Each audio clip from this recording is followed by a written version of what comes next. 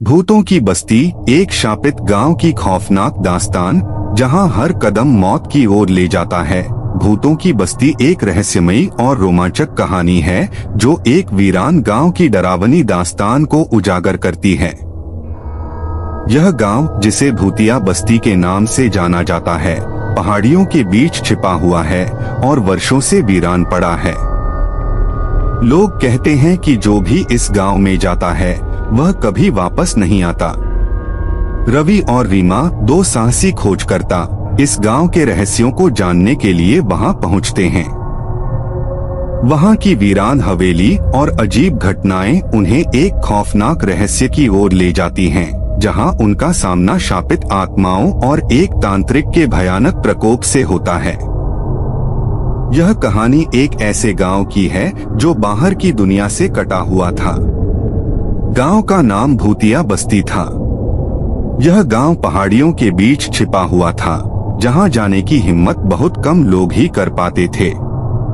लोगों के अनुसार यह गांव हमेशा से वीरान था, लेकिन अजीब बात यह थी कि वहां से कभी भी कोई इंसान वापस नहीं लौटता था। रवि एक साहसी खोजकर्ता था, जिसे रहस्यमयी स्थानों की खोज करना बेहद पसंद था। उसने भूतिया बस्ती के बारे में सुना और वहां जाने का निर्णय लिया। उसके साथ उसकी दोस्त रीमा भी थी, जो एक फोटोग्राफर थी और रहस्यमयी स्थानों की तस्वीरें लेना पसंद करती थी। दोनों ने गांव के बारे में जितनी जानकारी जुटा सकते थे जुटा ली और एक दिन गांव की ओर निकल पड़े। पहाड़ियों के बीच रास्ता संकरा और घुमावदार था, लेकिन रवि और रीमा ने बिना डरे अपना सफर जारी रखा। जैसे ही वे गांव के पास पहुंचे, उन्हें एक अजीब सा सन्नाटा महसूस हुआ। गांव में प्रवेश करते ही वे दोनों आश्चर्यचकित रह गए, क्योंकि गांव पूरी तरह से खाली था, लेकिन हवा में अजीब सी ठंडक थी जो उनके रोंगटे खड़े कर रही थी। गांव में कदम रखते ही रवि और रीमा ने वहां के वीरान घरों का जायजा लेना शुरू किया। हर घर की खिड़कियां टूटी हुई थीं और दीवारों पर काले धब्बे थे, जैसे किसी भयानक घटना का गवाह हो। कुछ घरों के दरवाजे खुले थे, लेकिन अंदर का दृश्य बेहद डरावना था।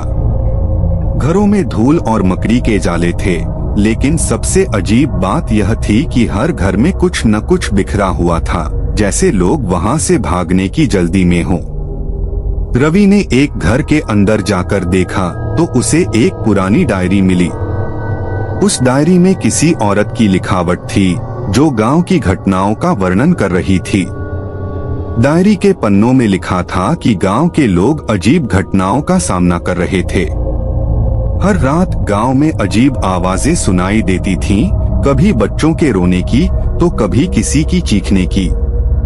लोग कहते थे कि गांव के एक कोने में एक पुरानी हवेली थी, जहां से ये आवाजें आती थीं।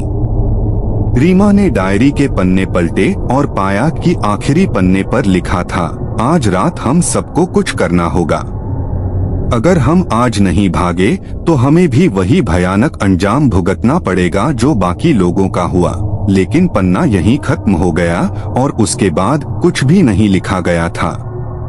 डायरी पढ़ने के बाद रवि और रीमा ने तय किया कि उन्हें उस पुरानी हवेली की जांच करनी चाहिए, जिसके बारे में डायरी में लिखा था। वे गांव के उस कोने की ओर बढ़े जहां हवेली स्थित थी। हवेली के पास पहुंचते ही उन्हें महसूस हुआ कि यहाँ की हवा और भी भारी हो गई थी, जैसे कोई अदृश्य शक्ति उन्हें अंदर जाने से रोक रही हो। हवेली का दरवाजा खुला हुआ था और अंदर घना अंधेरा था। रवि ने अपनी टॉर्च निकाली और अंदर कदम रखा। हवेली के अंदर का दृश्य बेहद डरावना था। दीवारों पर खून के धब्बे थे और फर्श पर बिखरे हुए सामान इस बात का संकेत दे रहे थे कि यहाँ कुछ भयानक हुआ था। रीमा ने अपने कैमरे से तस्वीरें लेना शुरू किया, लेकिन जैसे ही उसने कैमरा उठाया, उसके कैमरे की स्क्रीन पर एक चेहरा दिखाई दिया। वह चेहरा एक औरत का था, जिसकी आंखें लाल थीं और चेहरा विकृत था। रीमा ने डर के मारे कैमरा नीचे गिरा दिया।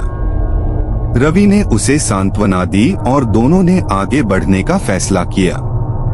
हवेली के अंदर बढ़ते हुए रवि और रीमा को एक के बाद एक अजीब घटनाओं का सामना करना पड़ा।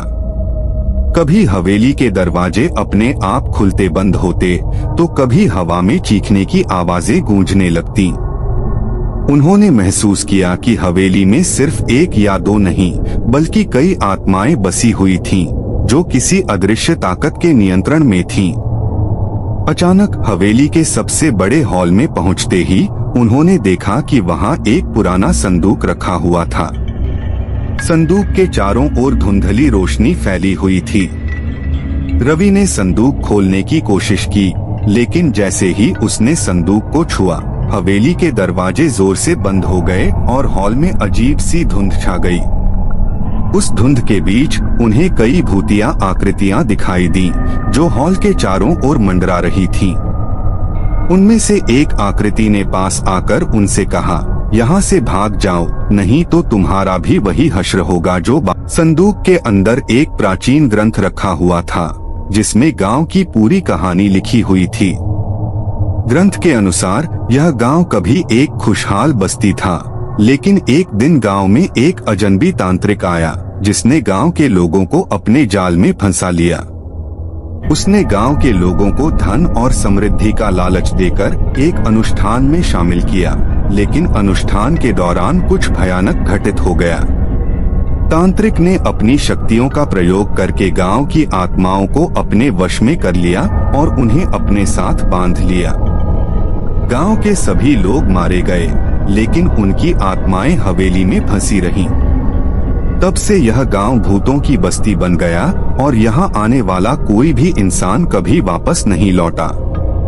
रवि और रीमा ने ग्रंथ को पढ़ा और समझा कि उन्हें इस तांत्रिक के शाप से गांव को मुक्त करना होगा। उन्होंने ग्रंथ में लिखे मंत्र को पढ़ते ही हवेली कांपने लगी और तांत्रिक की आत्मा ने भयानक रूप धारण कर लिया। वह आत्मा रवि और रीमा पर हमला करने के लिए तैयार थी, लेकिन उन्होंने बिना डरे मंत्र को जोर जोर से पढ़ा। मंत्र के प्रभाव से तांत्रिक की आत्मा कमजोर पड़ने लगी और आखिरकार वह गायब हो गई। जैसे ही तांत्रिक की आत्मा गायब हुई, हवेली के अंदर की सभी भूतिया आत्माएं मुक्त हो गईं। हवेली में फैली धुंध साफ हो गई और चारों ओर शांति छा गई। गांव के लोग भी शांति से अपनी अंतिम यात्रा पर निकल पड़े। रवि और रीमा ने हवेली से बाहर निकलकर देखा कि गांव अब पूरी तरह से शांत हो चुका था। हवेली के ध्वस्त होते ही गांव का शाप भी टूट गया था और अब वह जगह फिर से सुरक्षित हो गई थी। रवि और रीमा ने इस भयानक अनुभव से बहुत कुछ सीखा। उन्होंने इस भूतिया गांव की कहानी को दुनिया के सामने लाने का निर्णय लिया, ताकि लोग जान सकें कि किस तरह अंधविश्वास और लालच इंसानों को विनाश की ओर ले जा सकते हैं।